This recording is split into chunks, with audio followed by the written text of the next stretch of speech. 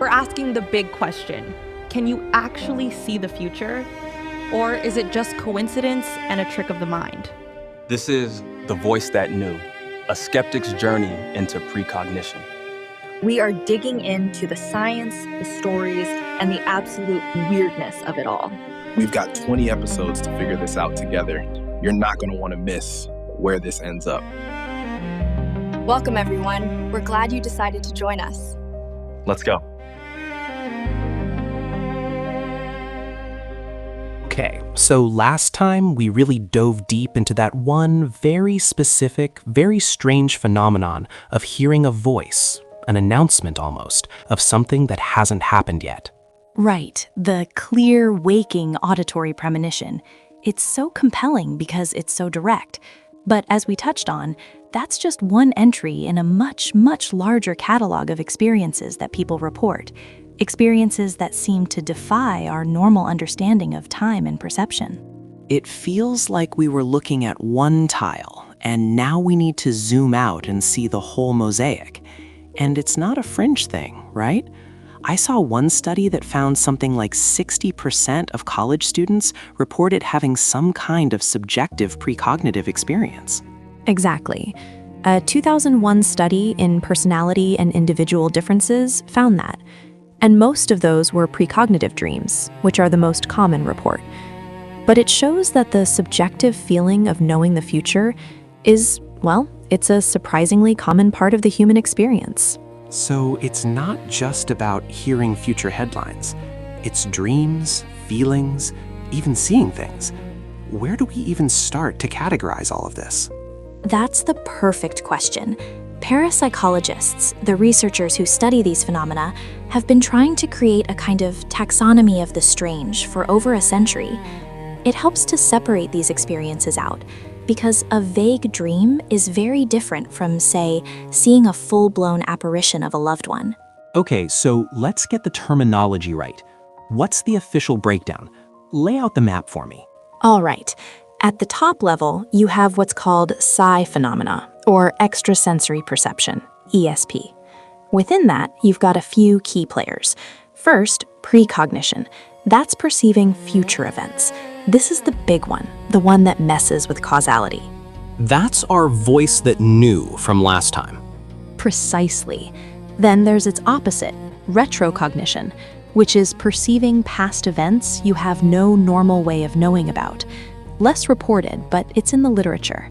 And then there's the how. You have clairaudience. Clear hearing. So that's the voice. Yep, as opposed to clairvoyance, clear seeing, which is seeing images or visions. When these things happen spontaneously, without being sought out, they're often called spontaneous psi experiences. And that leads us to a really specific and historically important category. Which is? Crisis apparitions. This is when someone perceives an image, or even an interactive presence of another person at a distance, right around the time that person is dying or in a severe crisis, like an accident. Whoa, okay. That's a lot more intense than a dream about passing an exam. That sounds like something out of a Victorian ghost story. Well, you're not wrong. The serious investigation into this actually started in that era, with the Society for Psychical Research, or SPR, in the UK. They weren't just collecting spooky stories. They were trying to apply scientific methods to them. So, how do you study something like that scientifically? It's not like you can schedule a crisis apparition in a lab for Tuesday at 3 p.m. You can't. So they did the next best thing, a massive survey. In the late 1880s, they conducted what they called the Census of Hallucinations. They surveyed 17,000 people from the general public. It's a landmark study in this field. 17,000 people? That's a huge sample, even for today. What were they asking? The core question was simple. Have you ever, when believing yourself to be completely awake, had a vivid impression of seeing or being touched by a living being or inanimate object, or of hearing a voice, which impression, so far as you could discover, was not due to any external physical cause? So, have you ever had a hallucination, basically? And what did they find? About 10% said yes, which is consistent with modern findings. But here's the kicker. They dug into the cases where people saw an apparition of a specific recognizable person. They then cross-referenced these with death records to see if the apparition coincided with that person's death. Okay, my skeptical alarms are going off. How do you possibly calculate the odds of that? It's a great question. They did it by calculating the probability of any given person dying on any given day. Based on that, they calculated how many of these death coincidence apparitions you'd expect to happen by pure chance in their sample. And the result was? The number of reported cases was 440 times higher than what chance would predict. It was so high that the researchers, like Eleanor Sidgwick, who is a key figure, concluded there was a causal connection. They didn't know what it was. They called it telepathy. But they argued it couldn't be just coincidence. 440 times? I mean, that's a staggering number. But that was the 1880s. Surely modern science has thoughts on this. Oh, absolutely. The modern critique would point to all sorts of things: memory biases, the way people tell stories, confirmation bias, where you remember the one time it worked and forget the 1,000 times it didn't.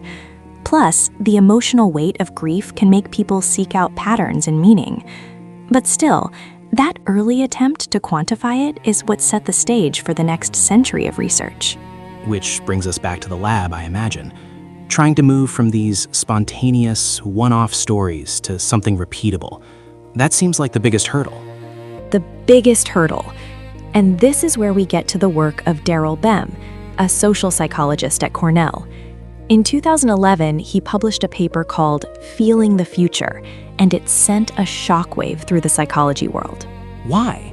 What did he do that was so different? He took standard, classic psychology experiments and just reversed them in time. For instance, in a normal experiment, you'd be shown a list of words and then tested on how many you can recall. Bem would test you on the words first and then have you study them.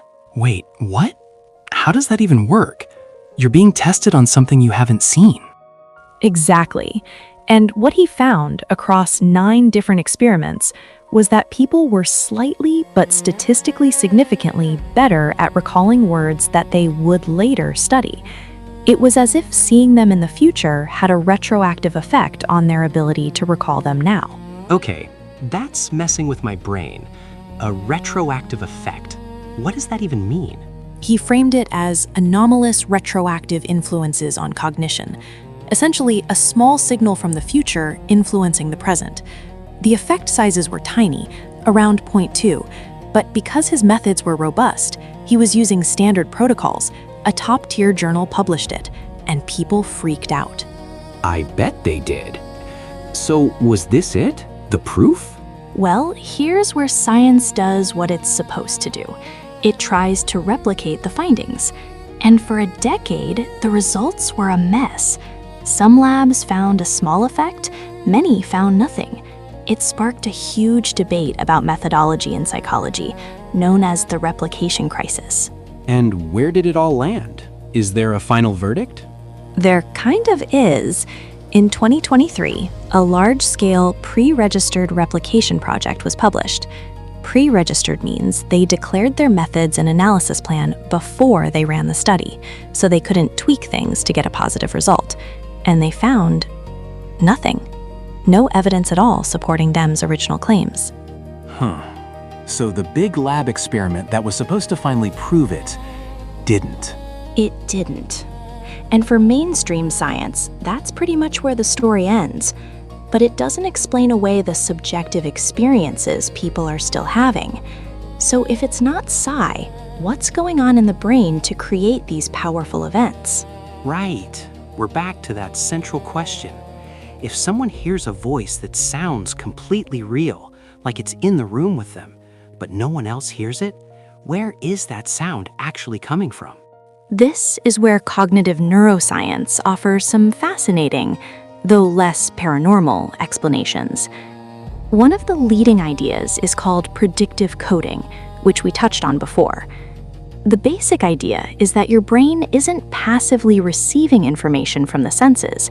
It's constantly building a model of the world and making predictions about what it's going to see, hear, and feel next. It's a prediction machine. A relentless one. And what you actually perceive as reality is a combination of that prediction and the actual sensory data coming in. A hallucination in this model is what happens when the prediction part of that equation gets turned up too high. So the brain's internal expectation, the prior as they call it, becomes so strong it overrides the fact that there's no actual sound coming into your ears, and you hear the prediction itself? That's the theory. It's an imbalance, and it explains why these experiences feel so real, so external. It's not just in your head like an inner thought. It's being generated by the same perceptual machinery that processes real sound. There are also studies on the brain's default mode network. The DMN, right? The part of the brain that's active when we're daydreaming, mind-wandering, thinking about the future. Exactly. It's involved in spontaneous, associative thought, so it's a prime candidate for where these internally generated but very vivid perceptual experiences might originate. One study even provocatively proposed the brain might have a psi inhibitory filter.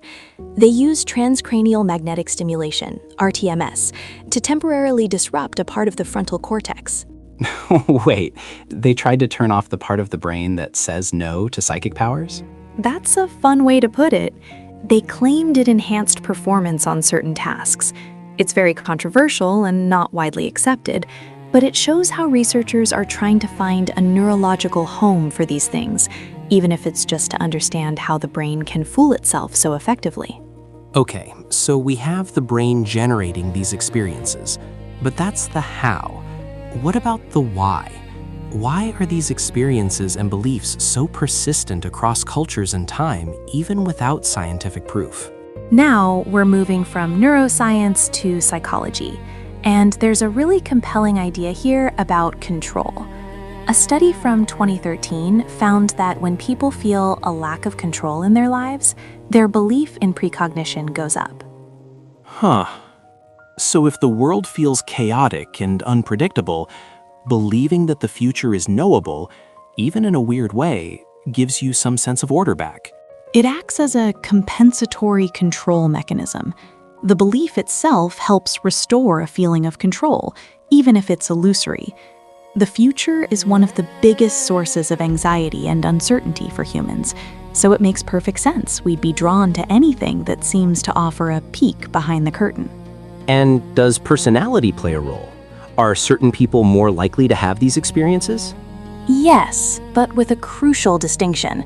That 2001 study we mentioned earlier found that people who reported having precognitive experiences tended to score higher on extroversion and intuition, but people who had a strong belief in the paranormal were more linked to dissociative tendencies. Oh, that's an important difference. So having the experience and building an identity around believing in it are two different psychological profiles. It seems so. And then you layer on all the cognitive biases we know and love. Confirmation bias, where we remember the one dream that came true and forget the 99 that didn't. Selective memory, where we retroactively fit a vague feeling to a specific event after it happens. Our brains are built for pattern matching, not for accurately calculating probabilities. So where does this leave us? We've got this vast world of human experience on one side, people having profound, life-changing moments that feel completely real and meaningful.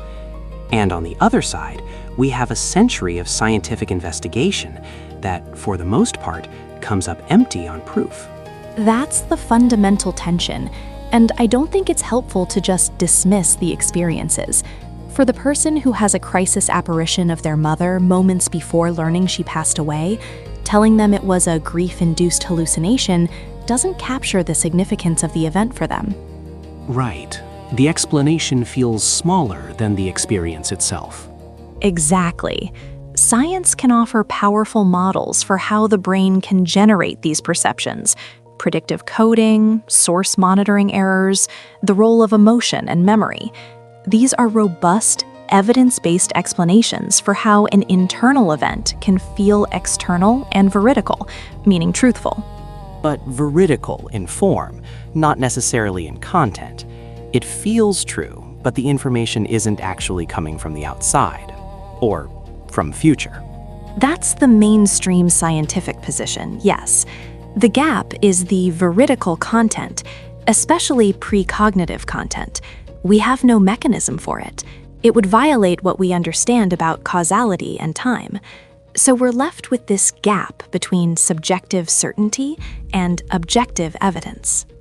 And it seems like we just have to sit with that uncertainty, to acknowledge how real and powerful these experiences are for people, while also acknowledging that science, in its relentless search for repeatable, objective proof, hasn't been able to verify them.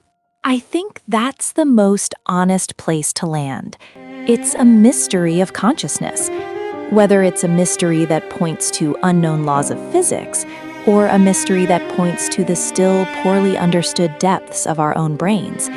Either way, it's a fascinating and deeply human puzzle.